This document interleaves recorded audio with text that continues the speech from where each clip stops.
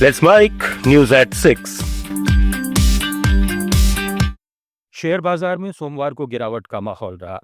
Sensex 324 अंक लुढ़क कर 83,246 पर बंद हुआ और निफ्टी 109 अंक गिरकर 25,586 पर आ गया। यानी दोनों में करीब 0.4% की कमी आई।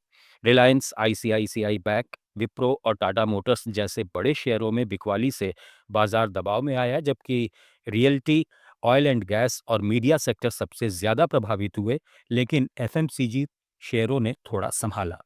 वैश्विक स्तर पर ट्रंप की टैरिफ नीतियों की चिंता और मिश्रित कमाई रिपोर्ट्स ने मूड खराब रखा। हालांकि कुछ विशेषज्ञों का कहना है कि आने वाले दिनों में आईटी और बैंकिंग सेक्टर में रिकवरी की उम्मीद है। इधर सोना और चांदी दोनों आज रिकॉर्ड हाई पर पहुंच गए। एमसीएक्स पर चांदी पहली बार 3 लाख रुपए प्रति किलो के पार चढ़ गई। इसमें एक दिन में 14,000 से ज्यादा की तेजी आई और महज एक महीने में इसने 2 लाख से 3 लाख तक का सफर तय किया। सोना भी ऑल टाइम हाई के करीब है। 24 कैरेट 10 ग्राम के लिए करीब 1,45,000 रुपए तक पहुंचा, जिसमें हाल के दिनों में 2-3 हज़ार की बढ़ोतरी देखी गई। दोनों के लिए वजहें एक जैसी हैं। ग्रीन एनर्जी में सोलर पैनल, ईवी और 5G की वजह से चांदी की इंडस्ट्रियल डिमांड रिकॉर्ड पर है, जबकि सप्लाई कम है। सोने को ग्लोबल टेंशन, महंगाई और सेफ हेवन डिमांड का सपोर्ट मिल रहा है। डॉलर की कमजोरी भी दोनों को बूस्ट दे रही है। एक्सपर्ट्स का कहना है कि इस साल तेजी जारी रहेगी। चांदी 3,20,000 से 3,94,000, बल्कि कुछ $100 प्रति आउंस यानी 3.5-4 लाख तक जा सकती है, जबकि सोना 4.5 से $5,000 प्रति आउंस तक पहुंच सकता है। निवेश के लिए फिजिकल हॉलमार्क ईटीएफ या एमसीएक्स फ्यूचर ऑप्शंस हैं। दावोस में विश्व आर्थिक मंच की सालाना बैठक शुरू हो गई है। यहां भारत से कई मुख्यमंत्री निवेश लाने के लिए जोर शोर से पिच कर रहे हैं। महाराष्ट्र के मुख्यमंत्री देवेंद्र फडणवीस स्विट्जरलैंड पहुंच चुके हैं।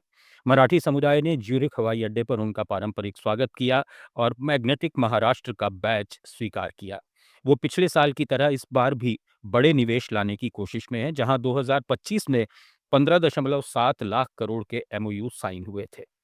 असम पहली बार इस वैश्विक मंच पर हिस्सा ले रहा है। मुख्यमंत्री हिमंता बिस्वा शर्मा राज्य की ग्रोथ स्टोरी, गवर्नेंस रिफॉर्म्स और सेमीकंडक्टर, टूरिज्म जैसे सेक्टर्स में निवेश के मौके दिखा रहे हैं, जिनके महत्वपूर्ण एमओयू साइन होने की उम्मीद है।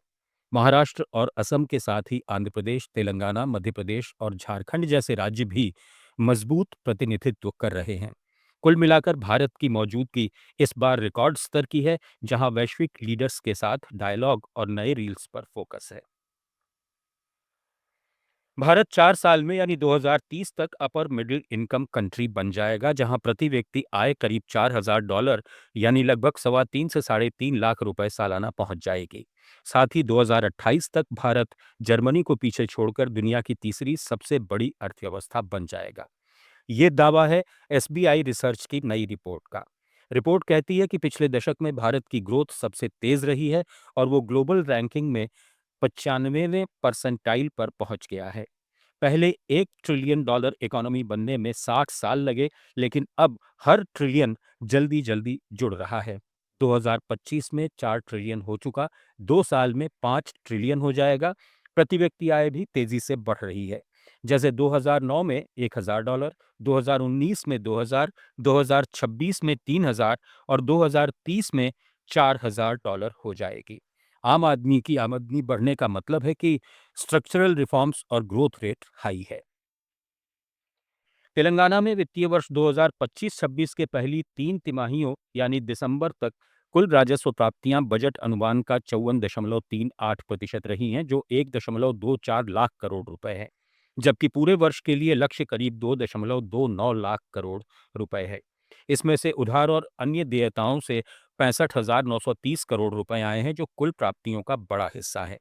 कर राजस्व अच्छा प्रदर्शन करते हुए 1.13 लाख करोड़ रुपए पहुंचा, जो बजट अनुमान का 65.02% है। लेकिन गैर कर राजस्व धीमा रहा और मात्र 7,120 करोड़ रुपए यानी 22.52% ही हासिल हुआ। राज्य को अब अंतिम 3 महीनों में लक्ष्य पूरा करने के लिए काफी प्रयास करने होंगे। आप सुन रहे थे लेट्स